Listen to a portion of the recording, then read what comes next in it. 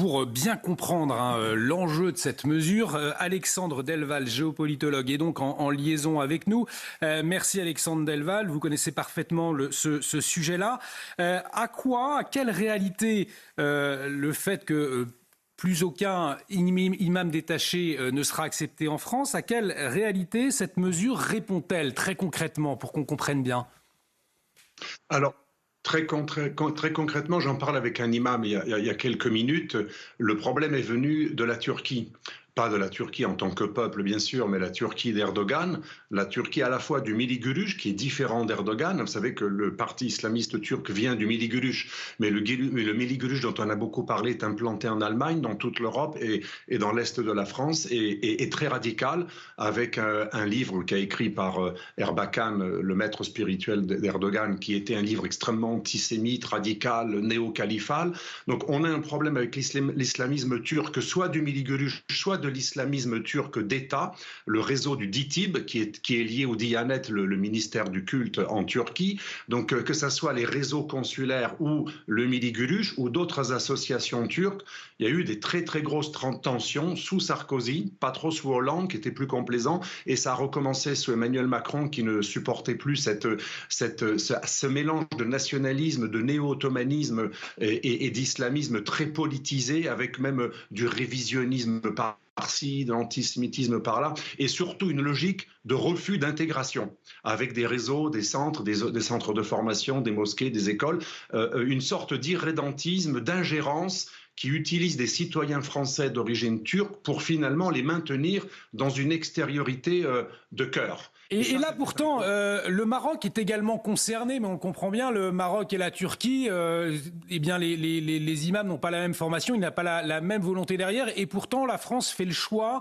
eh bien, d'interdire à tous les imams détachés de différents pays qui n'ont pourtant pas grand-chose à voir les uns avec les autres. Ils n'ont pas grand-chose à voir, mais que ça soit la Turquie, que ça soit le Maroc ou l'Algérie, il est quand même compliqué pour un État de voir des imams qui soient des fonctionnaires de pays étrangers, de surcroît qui n'ont pas les mêmes visions du monde. Il faut savoir que même le Maroc, le pôle le plus modéré des trois, ou avec l'Algérie c'est un peu kiff-kiff, il faut savoir que dans les pays d'Afrique du Nord, à part la Tunisie, il n'y a aucune reconnaissance légale de la conversion à un autre culte. Il n'y a pas de liberté religieuse. Au Maroc, on ne peut être marocain que si on est musulman ou juif. Si on se convertit au christianisme, on a des amendes et les prédicateurs chrétiens, protestants, souvent sont expulsés immédiatement et on peut être emprisonné si on est citoyen marocain. En Algérie, c'est pareil. Toutes ces lois ont été durcies depuis des années. Donc vous voyez bien que si l'islam de France dépend d'imams qui sont formés, qui sont des fonctionnaires de pays où on interdit toute liberté de culte, vous voyez bien qu'il y a un problème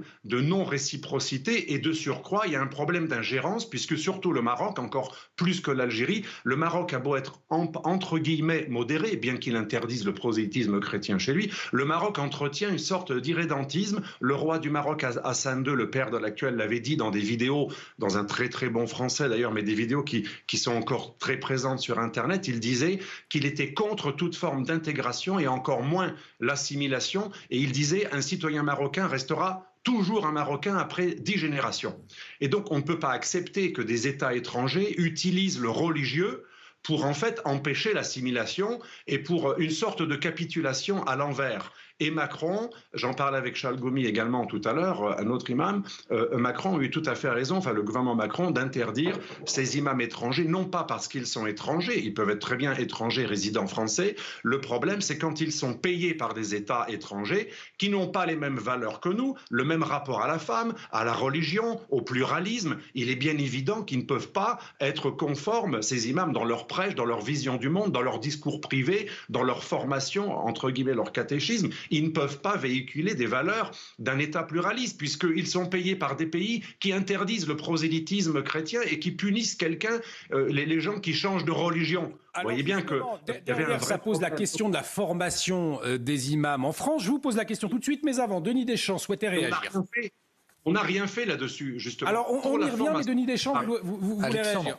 Alexandre, j'avais une question à vous poser. Vous avez décrit la photographie, justement, de la Turquie d'Erdogan très précisément par rapport à la France. Est-ce que vous pouvez nous faire aussi une photographie des agissements, de la posture turque sur l'Allemagne ?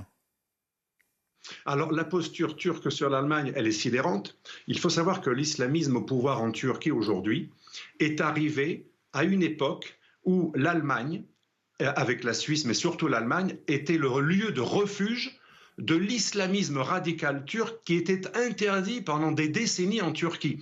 C'est à partir de l'Allemagne que l'islamisme turc a pu revenir ensuite en Turquie. Donc vous voyez bien que l'Allemagne, c'est plus qu'un lieu de refuge pour l'islamisme turc, c'est le bastion de l'islamisme turc. Le Millî Görüş en Allemagne est très très très puissant et dans toute l'Europe du Nord et partout il y a des grandes communautés turques. Et en plus le Millî Görüş en Allemagne, qui a son centre mondial en Allemagne, est structurellement lié aux frères musulmans et également avec le Qatar pour des liens financiers, notamment le Qatar Charity et le European Trust. Donc si vous voulez, le Millî Görüş et les frères musulmans aujourd'hui sont très malins.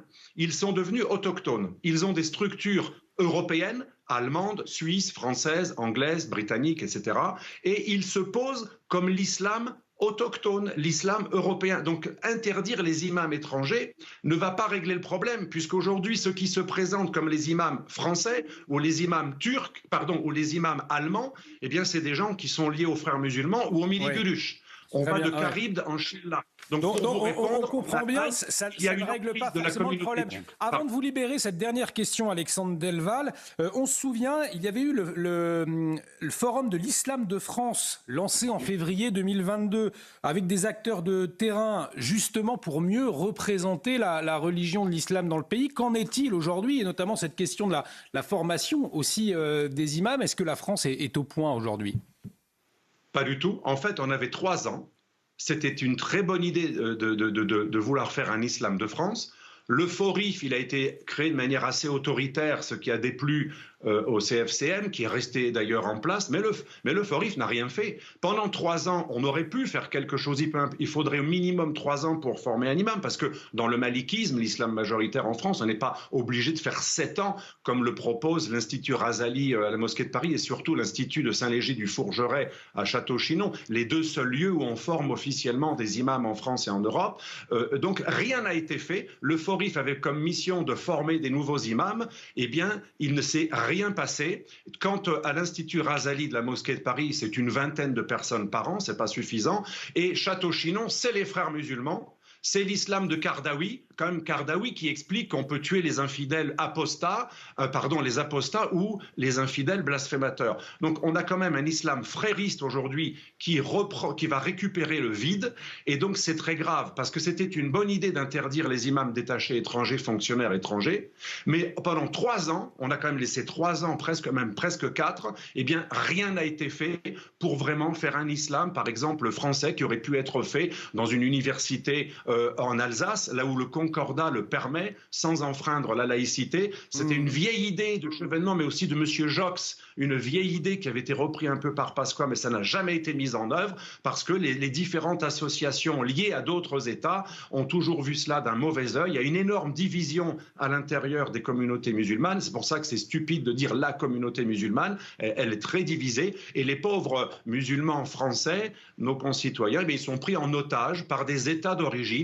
ou des organisations comme les Frères musulmans ou le Millî Görüş qui les utilisent dans une logique irrédentiste ou pour faire de l'ingérence pour les uns ou pour les autres. Rien n'a été fait pour la formation d'imams depuis 3 ans. Et c'est regrettable. Ça veut dire que nos hommes politiques ont eu des bonnes idées, mais ils ont fait des effets d'annonce. Ils ont utilisé ces effets d'annonce, dans des logiques électorales. Comme par hasard, c'est souvent quelques mois avant des enjeux électoraux. Mais concrètement, ils ne sont même pas allés au bout de ce qu'ils avaient annoncé. Merci. C'est bien regrettable, parce que c'était une chance historique. Merci beaucoup Alexandre Delval. On a bien compris, c'était absolument passionnant, les différentes ramifications, effectivement, Bernard Cohen-Haddad, entre les différents pays musulmans.